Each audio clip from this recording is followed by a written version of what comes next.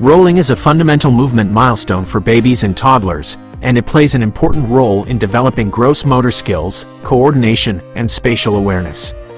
For children with cerebral palsy, CP, who may have challenges with muscle tone and movement, mastering rolling can be even more important. Rolling training can help children with CP strengthen muscles. The act of rolling engages various muscle groups in the arms, legs, trunk, and neck, which can help to improve their strength and control. Improve coordination. Rolling requires coordinated movements of different body parts, and practicing it can help children with CP develop better coordination and sequencing skills.